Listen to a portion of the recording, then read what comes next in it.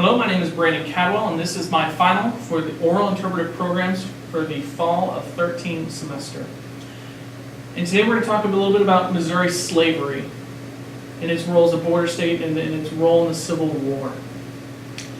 Missouri is on the border of freedom, bordered by Illinois, Iowa, and soon to be Kansas. It will be surrounded by freedom, but tens of thousands of people would find themselves enslaved in the state of Missouri, threatened with violence if they would attempt to leave. Now, when we look at the distribution of slavery, this is a map. This is by concentration. Many of these areas are near big rivers and navigable waterways to transport product and on valuable farmland. One of those major ones would be the Mississippi River, which is also where a couple of the largest slave auction houses would be held. For Missouri, that was going to be St. Louis, right on the side of the state capital at the time. People would find themselves sold to other people to live in bondage, separated from their families. And one of the largest in the United States would be in New Orleans. And the reason slavery was much more prevalent in the South and why it would continue that way is that due to short winters, cash crops, the invention of the cotton gin made it massive profits possible for the first time, and it completely started to make them dependent and reliant on plantation economics, while states northern would find themselves being more industrial, working with metals and manufacturing city jobs, and it was a wealth without reliance on slaves. Next, we have a much more definitive look at the free states, slave states, and territories that were still to be claimed for one of these causes. And this is at a time where expansion west was still in pursuit, and something that would shape and cause the American Civil War. The Kansas-Nebraska Act was passed in 1854, and that made popular sovereignty for the emerging states of Kansas and Nebraska to decide for themselves whether they would be slave or free-holding states. So people from both north and south flocked to Kansas specifically because Nebraska was too far north not to be a free state, but Kansas was just far enough south where there was a population that would want slaves in their state. And so these various populations headed out west to camp in Kansas and cast their votes on the ballot for a belief they held so very dearly to themselves. And this caused a great deal of bloodshed in Missouri and Kansas, and it would ignite border wars over something Missouri was all too familiar with, and something that a small section of people were so vibrantly passionate about that they were willing to lay down their lives. But there are also others in Missouri that went that way to fight against the institution of slavery. And each one of these sides, citing Scripture, would believe that God was on their side, and it was their destiny, and that God was with them. In bringing back this map, we're going to look more closely at Missouri and its slave populations in 1860. At the end of the Civil War, there were nearly 4 million slaves that were freed. There were 350,000 people that owned slaves. That is the population of modern-day St. Louis. That many people owned slaves, and over 90,000 of them owned 10 or more people. Ownership of another person, called it property. But in Missouri, you can see that's just not as strong of a case. And it's not dark at the bottom and get lighter as you go further north. That wasn't the case. Missouri's agriculture is primarily right through the middle of the state, along the Missouri River, in an area called Little Dixie. The rest of the state has relatively poor soil that's not great for farmland. But right where we're at, in southeast Greene County, has a 12.7% slave population. And we're so close to Springfield, which, while Greene County byproduct of having a high population due to Springfield. Springfield was incredibly pro-union during this time. A Southern soldier that came through Springfield said it was like marching down the streets of Boston as to their Union loyalty.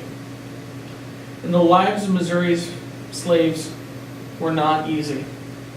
The slave that went by Aunt Hannah says, "I plowed ground, split rails, cut wheat, grubbed stumps, and hauled logs, and done everything. I worked hard then. Them was hard times." And Mary Bell goes on to say, "Slavery was a mighty hard life. Kitty Diggs hired me to a Presbyterian minister when I was 7 years old to take care of 3 children. I nursed in that family 1 year. Then Miss Diggs hired me out to a baker named Henry Tillman to nurse 3 children. Neither family was nice to me."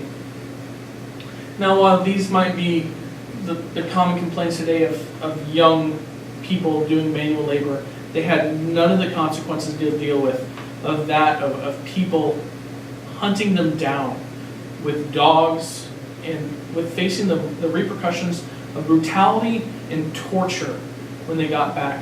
It created such a fear for these people only in seek of freedom when they were just a border away. And Wilson's Creek is not without its own slave story. This is Rhoda. Rhoda was about 20 years old when she came to Wilson's Creek. The year was 1837. She came with Roxana Steele as a wedding present with another slave named Wiley. William and Roxana were married. William would later pass away, and she would marry John Ray, whose home still stands on the grounds. And with that marriage, Rhoda would go on to bear 4 children, 2 of them with Wiley, before he was sold off, away from Rhoda, away from his children, as he continually tried to run away in search of a brighter future, a brighter tomorrow, something outside of the hellacious institution of slavery. After the war, Rhoda moved to Springfield, where she met John Jones, with whom she'd spend the rest of her life with.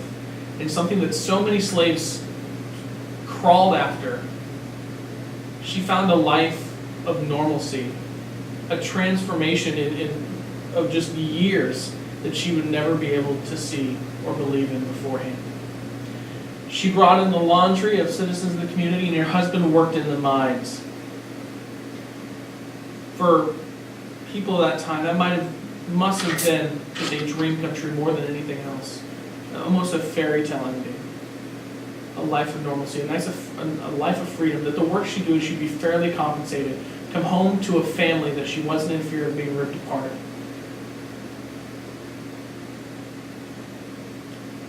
Emancipation.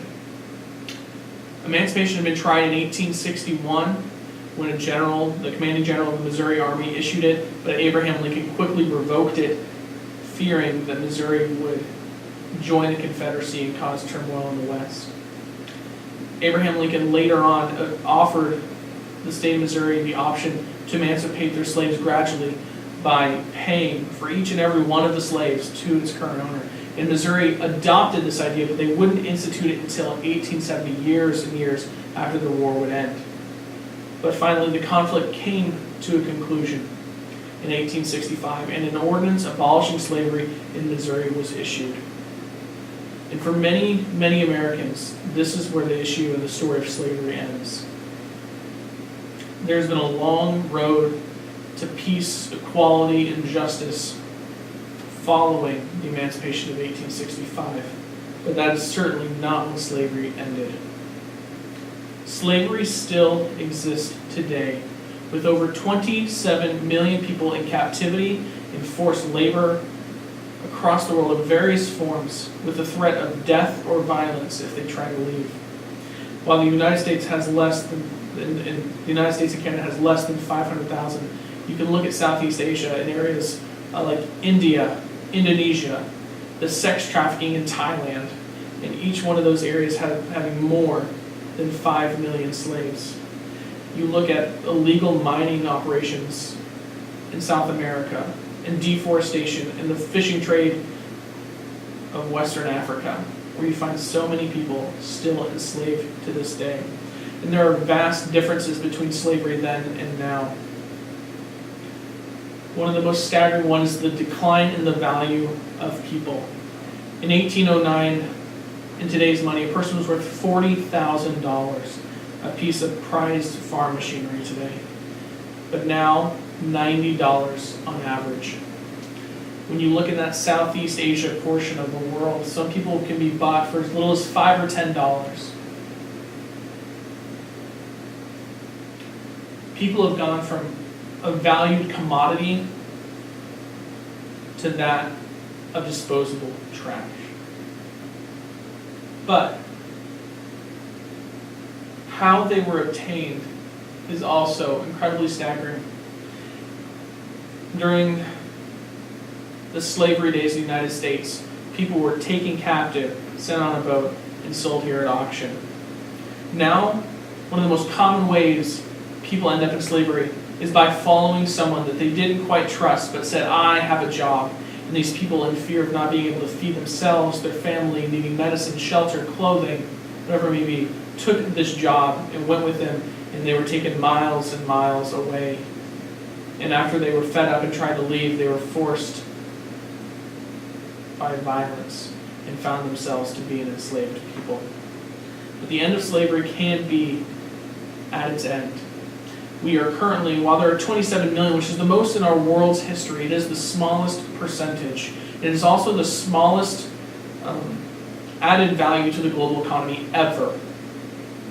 And liberation is possible. Not just emancipation, but a life to live afterwards. Involvement, justice, equality. But that also comes at a price, but not anything staggering. For a family of 4 in India, it's $150. A boy in Ghana rescued from the fishing trade, $400. The United States, it could be upwards of $30,000 dealing with legal fees. But the world average is $400, which is $10.8 billion worldwide, to completely eradicate forced labor and slavery. That is a tech company's quarterly earnings. That's what Americans spend more than this on Black Friday shopping. While we saw slavery end in Missouri over 150 years ago, the world still waits for us to act. But it is a story of hope because it's incredibly possible. And I invite you to take your part in it. Thank you very much.